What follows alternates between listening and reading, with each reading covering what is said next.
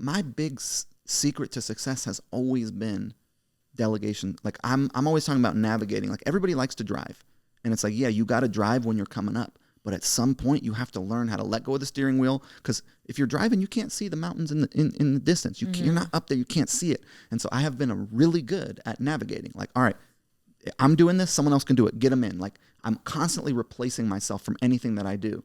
But with the investors and with the company and the way it was, it's like there's stuff that only I can do. There's meetings only I have to be at. And so as of this year, with what happened with Audra, you don't have to get into all that, but like my daughter died, and I kind of like realized I don't think the pace at which I'm going is sustainable if I want to be the kind of husband and father that I want to be for the next baby that hopefully we can have, you know? And so I had to step back.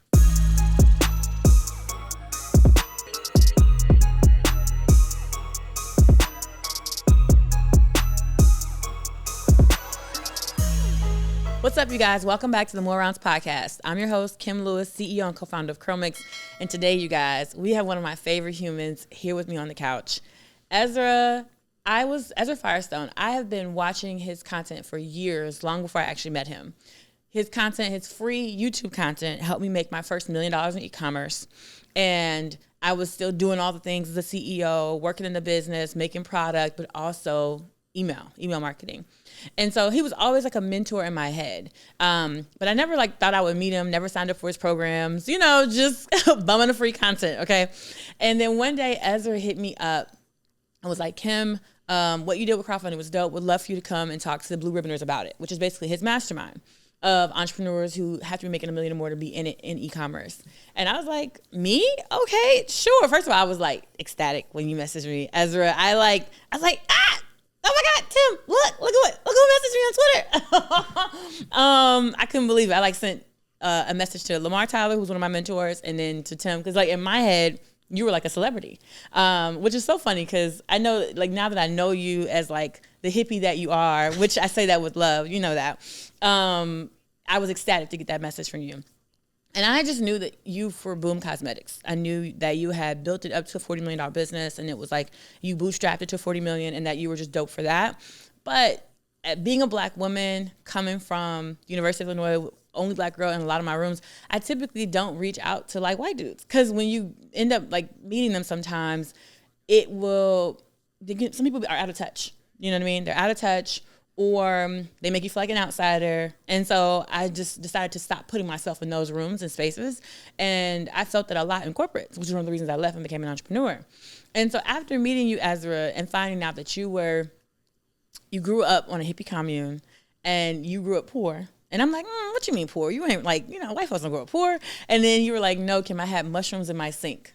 That's how poor we were. And I was like, oh, okay, dang, you had less money than me, for sure. But you welcomed me, and you've never said anything off color. Usually people say things that they rub me the wrong way, or, oh, he's out of touch, or let me just look over this. And I have never gotten that from you, Ezra. So not only are you rich and successful, right? Because Boom is just one of the many companies that you have. There's Boom, there's Overtone, you're part owner in, there's Navage, Zipify, one-click upsell, Zipify landing pages. There's so many businesses that you've started, and I don't know, do you know the overall number of amount of money and revenue for all these companies? I mean, it's hundreds of millions. Hundreds of millions of dollars. And look at you on my couch. Selling my own stuff. And you were not on the venture track. You were not let me go raise money and get the... Why is that? Why did you ignore? I stole your intro. I gave it to you. I feel like you should just do this podcast.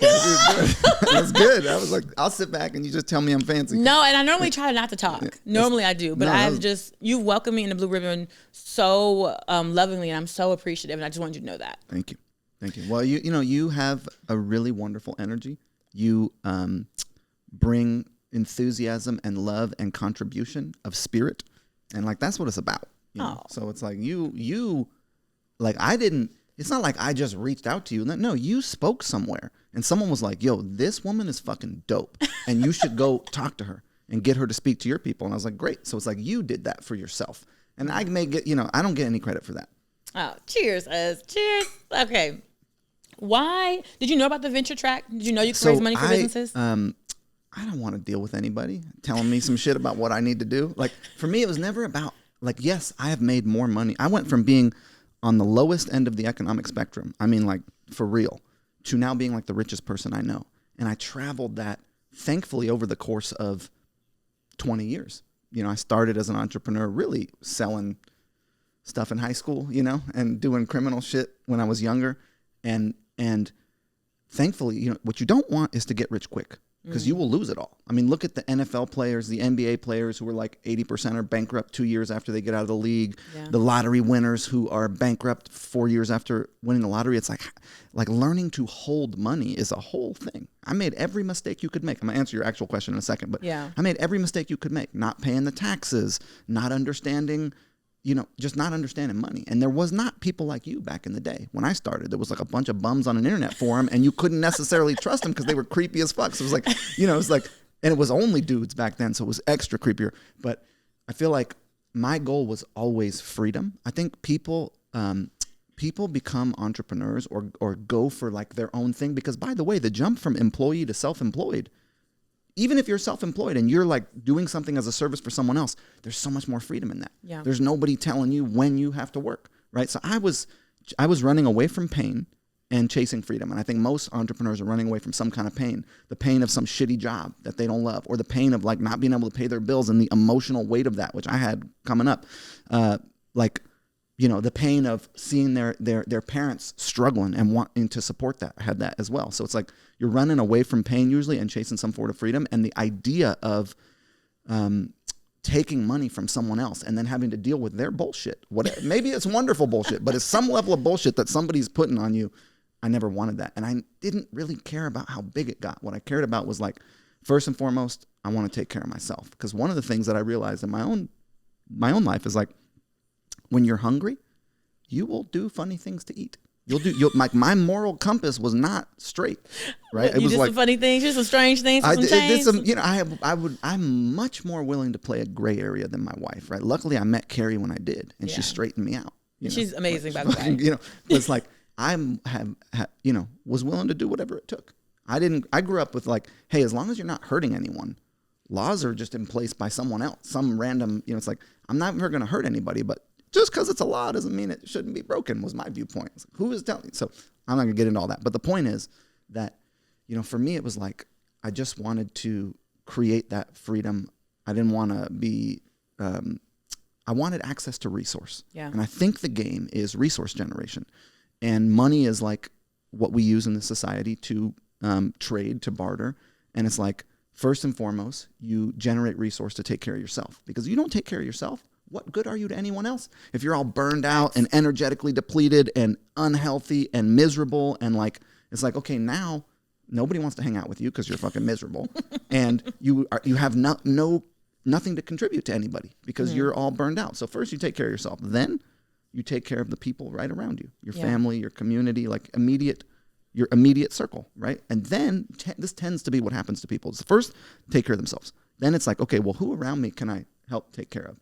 And then once you have done that, the next jump is like, well, how much fun is it to be successful and, you know, have good things if there's people suffering over here? So you just kind of, the ring just keeps expanding. And so I think the idea is like, generate resource, use it towards causes in the world that you find noble. You cannot fucking address every cause in the world. I'm sorry, there's too much shit going on. But you can address the things that speak to you.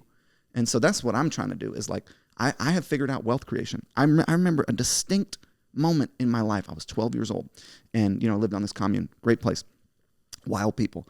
And it was like the lights would go out or the water would turn off, or you had people falling through the floors because they were moldy. Like you had shit like that going on. And we were sitting around one day and it was like, I was looking around, I was like, man, these people have a lot together.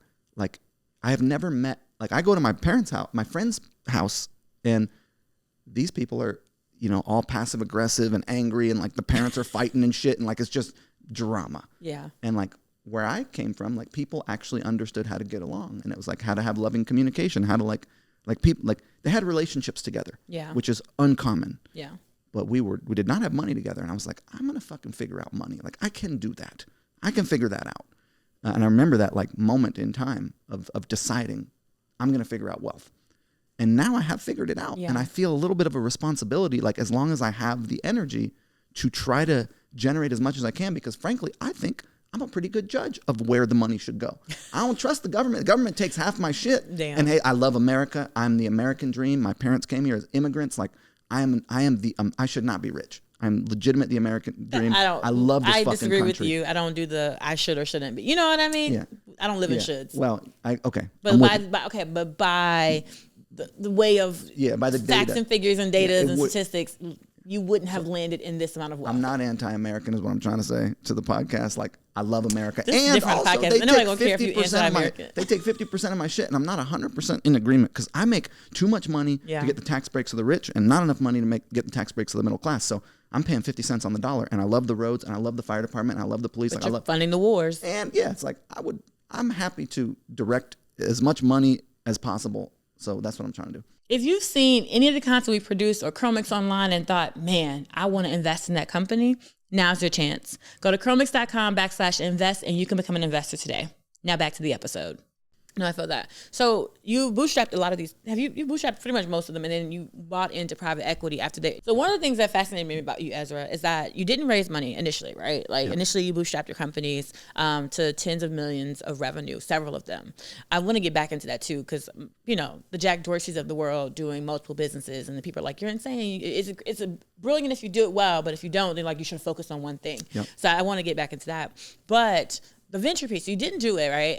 But later you switched to private equity. And so I wonder, because I know it was more like, I don't give a fuck, I want to do my own thing. I don't want a boss. Like I want to like make my own contribution and impact in the world. But then at some point you're like, okay, I need the suits. I need the corporatization or the professionalization of my organizations. And then now I'm in the business of buying and selling big companies. What was that transition like? What let you know you needed to make that transition? Do you feel like you have control? My business partner up and died on me. So that happened. And that was like she owned half the business. I couldn't afford to buy her husband out. I have money, but my business was worth a lot of money. We sold it for over $50 million. So it's like, I didn't have $25 million sitting to buy that equity. So I was going to have to raise debt. I'm not a big fan of personal debt. I don't love it for a lot of things. And so like I was forced essentially to find partners unless I wanted to sell my percentage of the company, which I wasn't ready to do. I was still enjoying running it. And I will say I used to think, why would you ever sell your business? Like it's making you money, it's profitable, you're enjoying it, you're running it. But there is a kind of money that comes when you sell a business that is different than like, let's run the numbers here. Let's imagine you have a $10 million a year business. Your business, you spend $3 million, 30% on marketing, right? You spend let's say 30% on cost of goods or even 20%, right? So now you're at $5 million spent just on paid ads, marketing, and cost of goods. Then you got G&A, which is like your team and all that shit. So now you're spending another $2 million on that. Then you got general insurance and shipping and whatever. Let's say it's another $1 million. So let's say let's say you're at a 20% profit margin. Let's say there's $2 million left in profit. Let's just say, well, you got to buy inventory for the next year. You got to pay taxes on that profit. And then what can you pull for yourself? Maybe. Out of a $10 million company, maybe you could pull 500 G's. And that's if you're doing great. Maybe. But most likely it's more like a couple $100,000. Right. Meanwhile, that $10 million business, that $2 million in profit, you could probably sell for $8 million liquid cash. And so that is more than, that's like 20 to 30, I can't do the math in my head, but it's like 30 years of the profit you could pull out of that company that you could get just from selling it. And then what you can do with that bigger chunk of money is really different than what you can do with the money that you get every year from it. So there comes a point where it makes sense to sell the asset to have access to the kind of capital that allows you to do different shit. Gotcha. And that's what you experienced with Boom. With Boom, yeah. I sold it and I got a whole bunch of money and that was wonderful. So what made you want to get in bed with private equity folks? So, and just for context, right? So the PE folks, can you talk about how they kind of came in with Boom and then you guys have worked together to buy other? I had 10 people trying to buy Boom.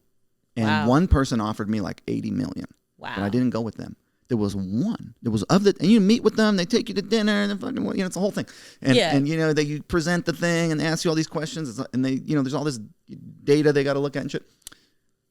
Of the 10 groups, there was one group who I was like, I like these people, I could work with these people, because every other group, it felt like we're gonna carve the path, you have to follow it, we're gonna be, smashing you, from behind, trying to it just felt very much like, I didn't want to do that. And then there was this one group where I was like, these people are amazing. Oh. They can communicate. You met them. Craig, they're super sweet. Craig is a super nice guy. Yeah, and it's like, I felt like I can work with these people. Like, if you sell to private equity, you're signing up for at least 3 years, right? Because they want you to stay with the company for 3 years, help it grow. Maybe they'll put somebody new in, which is where we're at with Boom now. I just put in a new CEO. I'm out.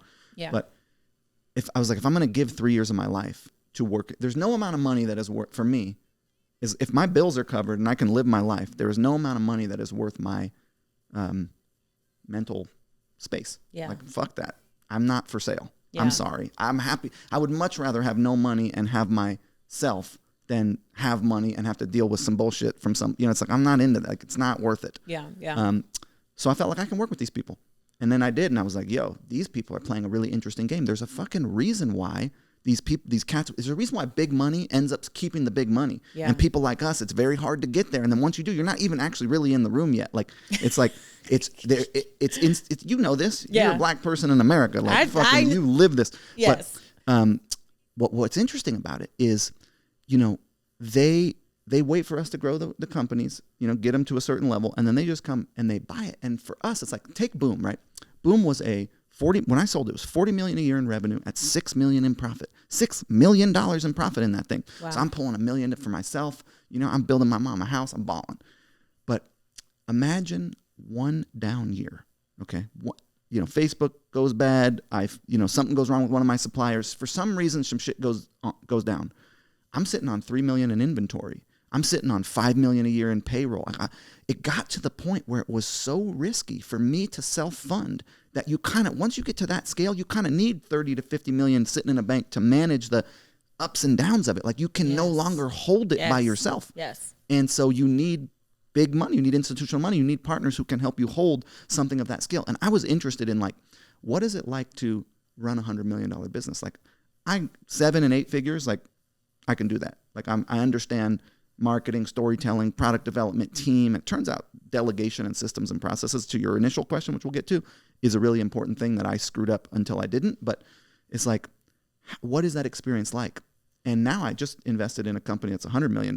We do about $100 million a year. It's Navage, the one I was. Mm-hmm. But what I kind of have come to is the perfect business. The perfect business is between 7 and 15 million a year, 20% profit margin, low overhead, not a huge team. You're balling out of, because who needs more? Honestly, who needs more money than that? Yeah. Do you really need it? No, you don't. Maybe I need $50 million in the bank. Hey, I'm all about it. Like, I'm trying to make as much money as possible, but it's just like, at the end of the day, and I support the goal of big wealth creation. Yeah, also, if you just want to live a really pleasurable life and take care of your family and your community and do cool shit in the world and, like, have a meaningful existence, like, that's plenty of fucking money. So you say you're discovering that that's the perfect size business. What did you learn at a $100 million company that you were like, this ain't it? Crazy. So here's what it is. So I got into entrepreneurship, like I said, for freedom. Like, I was grinding, once I had to go straight and stop playing poker for a living, and Carrie didn't want me out with people with guns, and, like, she didn't want me, like, in danger. Then I was like, all right, well, I'm going to go straight. I'm going to get a square job. And I got a job at this yoga studio. I was managing this yoga studio in New York City, and I was working like 50 hours a week, all sweaty. All these Karens smashing me. I'm the desk guy, doing. They're just like, Karens. Dog, they're coming in. They came in, they want the towel and the coconut water and shit. If you don't have coconut water, you will be surprised on the Upper East Side what they will do to you. So wow. It's wild out there. So I wanted freedom. Yeah. I wanted to be able to spend time with my lady and just hang out with her and be at home and, like, do things that are meaningful to me and, like, and so that's, like, what I was chasing, right? Then the company gets so big. I'm the CEO. I'm in charge of this fucking thing. They put me in charge. So, I mean, I put myself in charge, but then these people put me in charge. So it gets so big that the structure that is required to do it well ultimately ends up deteriorating the thing you were chasing in the first place. So it's like, and I'm the kind of guy who's like, I'm going to do it well. I'm going to do what it takes. Like, that's the one thing I do have is, like, I will do whatever it is. So whatever needs to be done, I'm willing to do it. Yeah. I don't feel any work is above me. I'll do the work. I will show up and do the thing. I'll ask for the help. I'll do whatever it takes. And so the amount of meetings and structure and board meetings and preparation and budgets and all the shit I talk about in Blue Ribbon, that takes so much time and energy and structure. And it's like, you get to 50, 60, $100 million you are working 40 to 60 hours a week, and there's just kind of not a way around it. And Yeah. it's rigid. It is, no, you cannot miss the Monday budget meeting with the investors. No, you cannot miss the Tuesday meeting with the marketing team, like, because you have to be on top of it. Because if you miss it, you're delaying them. And if you're delaying a team, you guys are basically looking at $250,000 a day, right? It's a lot of money. It's a lot of money. So, yeah. And my big secret to success has always been delegation. Like, I'm always talking about navigating. Like, everybody likes to drive. And it's like, yeah, you got to drive when you're coming up. But at some point, you have to learn how to let go of the steering wheel. Because if you're driving, you can't see the mountains in the distance. You're not up there. You can't see it. And so I have been really good at navigating. Like, all right, I'm doing this. Someone else can do it. Get them in. Like, I'm constantly replacing myself from anything that I do. But with the investors and with the company and the way it was, it's like there's stuff that only I can do. There's meetings only I have to be at. And so as of this year, with what happened with Audra, you don't have to get into all that, but like my daughter died, and I kind of like realized I don't think the pace at which I'm going is sustainable if I want to be the kind of husband and father that I want to be for the next baby that hopefully we can have, you know? I feel that. And so I had to step back. I feel that. The number one question I get is, Kim, will you coach me? Will you mentor me? Will you advise me on raising funding? And it's really hard to do one-on-one things, but I am going to launch a community to help you guys fund your business. And the way you get access to that community is by clicking the link in the show notes, kimlewisceo.com, and join the mailing list. You'll be first to know when I'm dropping a community so we can help you fund your business. All right, now back to the episode. So there's like 8 or 10 different businesses that I know of that you're touching. I'm sure you have some L's in there, things that you tried that you like didn't work. I lost $500,000 trying to build an SMS app in 2000. I remember that. Remember that? I was selling that shit to everybody. I was like, an SMS? Oh, he's trying to compete with attentive. Yeah, I was. I thought I could do it. Look, you have to take swings. Yeah. It's like you have to try. And sometimes stuff's not going to work. And it's like, and there's this interesting point in business where what happens is like, so they did this study, and I don't know who the they is, but the study was done where they had moms look at their babies and they looked at the brain. And then they had business owners look at the logo of their business and they look at the brain. It lights up in the same spot. So you like love your business. You fucking put so much energy and time and effort into it. You believe in it. You like care about it. You think about it. It's like your baby. And then like, if it's not working, so it's also why people have a hard time selling, and they have a hard time with the reality of what their business is worth, because sometimes their funky business ain't worth what they think it should have been. But the other thing is like knowing when to say, you know what, I tried, this shit ain't working. Like knowing when to step away is a bit of an art. Like there's not a real answer there. Yeah. And I have had to do that several times. Ooh, how many times? A lot. Like 20. You failed like 20 businesses? Yes. I have failed at so much shit. Oh my God, Ez, but you have like 8 that you're a part of. I have a lot that I've been successful at too. Okay, so when entrepreneurship, 21, 20, 19? You mean years? When you started? I started when I was like 18. And real. How old are you now? I'm 37. Okay, so you're going on 20 years. Yeah. And what do you say to people who are like, you should have, if you had focused on one thing, you might be a billionaire by now? Look, for me, it's not about, like everybody is chasing, like in our society, it's all about bigger.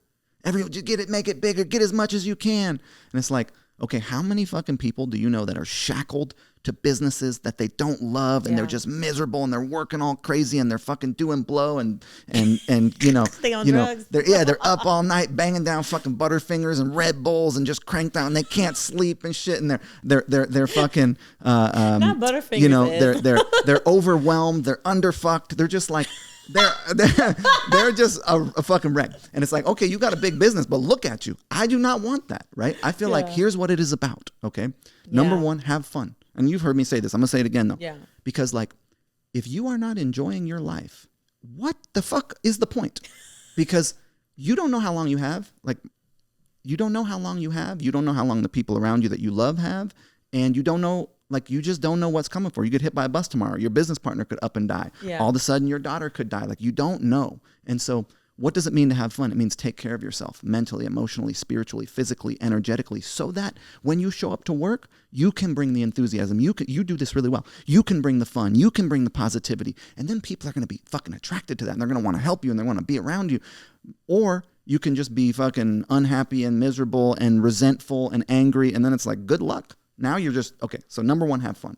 First and foremost, whatever it is. Because if you cannot be happy here and now, you won't be happy there and then. There's no amount of shit you will get. There's no amount of money you will make that will do it for you. It won't happen. You got to have the romance you want now, the fucking fun that you want now. You have got to figure out how to have it now because it's not coming down the road. It only comes from within you. So you got to be having a good time. Number one, first, most important thing. Number two, make good shit. Shit that is truly good. Doesn't mean, look, you may not have most money in the world. You can't make the best product, but you could keep making it better. You could talk to your customers. You could find, you have to actually truly make something that is of service to the world and of service to your community and intend for that and continually intend for that. If you're just selling some bullshit that you don't believe in that's made by some fucking slave in a sweatshop in China, it's like, I can't live like that. Yeah. I believe in karma. I think that shit is coming back to you, and I think you just won't make it. Like, okay, and every other bum has the same stupid black light flashlight as you. Good luck competing. Yeah. It's like you have to make good shit. And then 3, be profitable at any fucking level, and you have won the game of business. You make 50 grand a year, and you had a good time doing it, and you made something truly meaningful, and you made money, you are better, and you are winning more than somebody who's got a $20 million business who is all fucking coked out and, on fucking... meth and whatever shit they're taking, uppers and downers and equalizers and fucking not having any fun, and their fucking partner hates them. And it's like, okay, then which one do you want? Yeah. I want the 50 G's and the good product and haven't had a good time. So as when I met you, it's so funny because I felt like I saw my future. I was like, am I a white hippie man? Because I don't be fitting in with my girlfriends. I'm like, girl, you're crazy. Like you're living a life on the edge. Like the stuff that you think nobody else is thinking. Like I'm like, but you be saying the stuff that I'm thinking, right? I just have to kind of show up a certain way sometimes because I'm a beauty founder or I'm black, and so But inside, I be thinking a lot of stuff that you be saying as. So I was like, okay, and I'm in it for the love of the game. So it's a fun game. It's a fun game, right? And so people are like, I'm like, I love my hair and I love helping black women feel seen, but I like business, right? So I like, okay, get into 7 figures. Okay, get into 8 figures. Yeah. Okay, I want to run a 9-figure business. I have dreams of maybe not IPOing with ChromeX, maybe, but running a public company. Yeah. Is that something that you could see yourself doing, or you have any interest in? No, the bureaucracy is too much. Look here I have I've made a lot of money. Yeah. I have enough money. I'm good for the Yeah. rest of my life. Mm-hmm. I am set. I have gotten to that point, and it's like what I am looking for now is what feels meaningful. Yeah. What makes me feel like how can I contribute to the world? And I'm not against making 100 million, 200 million, $1 billion, but I don't want to be the person running the thing. Yeah. That's why it's like, I'm going to invest, I'm going to advise. Like, these private equity cats have it right. They're like, hey, you fucking run it. We'll give you some money. We'll give you some advice. We'll give you some strategy. You run the thing. And Yeah. it's like, I kind of like that idea. And so I have Molly running Smart Marketer. I now have a CEO running Boom. It's like, it's an evolution of what I've always done, but I've always wanted to be the person. Like I want to be in there doing it. And now I'm like, no, I want to be back here sort of directing it, supporting it, because I want more space for myself. And Gotcha. I've given 20 years now, right? Like I've been banging it for real 20 years. Okay. And that's been good. And I'm so happy I did it. And I'm ready for a break to not be that on. And I think you should go for it. And I'll invest. You run it and let me come in and just help out. We got a crowdfund coming up soon, so maybe you'll put a little something in there. Yeah. Okay, lightning round. Got a couple minutes left. You told me you lost $500,000 with your SMS app. Is that the most money you ever lost on a deal? No. Ooh, what was the most money you lost on a deal? I think I probably lost about $1 million on one. What was it? I can't really get into that one. Okay. There's NDAs and stuff, but so basically, what I learned is that number one, angel investing is tough because you have no control. You just give money and then you hope for the best. Yeah. I much prefer, and I think what I've come to is invest in things where you have either a relationship with the people running it, so you can affect some amount of control. You can kind of like have some strategic oversight in it. 2, fewer bigger bets is better than a bunch of small bets. Yeah. Fewer bigger bets where if they pay off, like I invested in Drew Sanaki's Postpilot, that's going to pay I made a pretty big investment and it's going to pay for real. And it's going to kind of cover all the other stupid Shopify apps I invested in that failed. There's a lot of these things that didn't work, so it's like fewer bigger bets and ones where you have some amount of involvement. Gotcha. Okay. Last one, boring one. A book every entrepreneur should read. Stone Soup. You know about Stone Soup? No, I never read it. Stone Soup is a children's book. It's like 3 pages. And it's this dude, he goes into a town, he got nothing. He's just a fucking dude with some stones. He puts a pot down, he puts some stones in it, And he starts being like, yo, I'm making some soup. It's going down over here. And then someone's like, oh, you're making soup? Like, I got carrots. Brings carrots in. And then it's just like, keeps happening. He bringing people. He's like, he ends up with this fucking amazing soup. He started with stones. He had nothing, but he had enthusiasm. He sold. He created the party. It's why, like, if I have a party, I want to be the bartender. I want everybody to have to come to me. I got the shit that you want. Come talk to me. You know, it's like, I want to be the catalyst to create the community. I want to be the center of that. And I think that's what you're doing with this podcast. I think it's a really smart thing. I think if anybody out there, we have the creator economy. Like, yeah, I got into this shit in 2012. Yeah. And I happened to get famous because I was the only, it's not like I was any better than anyone. I was the only one talking about it. There was nobody talking about e-commerce at the time. It was just me. And so, you know, it's me and a bunch of mommy blogs. And it's like, oh, well, this fucking guy must know what he's talking about. He's the only one. And I knew some shit. I didn't know, you know, I didn't know everything I know now, but I knew a little bit. And it's like, I think we're at the very beginning of that, where it's like, you know, everybody's anti the mainstream media because all that shit is like bought and sold by pharmaceutical companies and you can't fucking trust it. And you know who you can trust is individuals who have opinions, who you believe, who, you know, look like you, who think like you, or who don't. But it's like, I think we're at such, like, I'm investing so much. We talked about this Blue Ribbon like 6 months ago, like influencer. You know how much I'm putting into influencer? Influencer was 1% of my marketing spend. 2 years ago. It's 20% now. 20%. Oh, I didn't know that. Yeah, it's like of total marketing spend is fucking influencer, because I believe so strongly in that where, like, everyone thinks, oh, I missed it as a creator. You have not.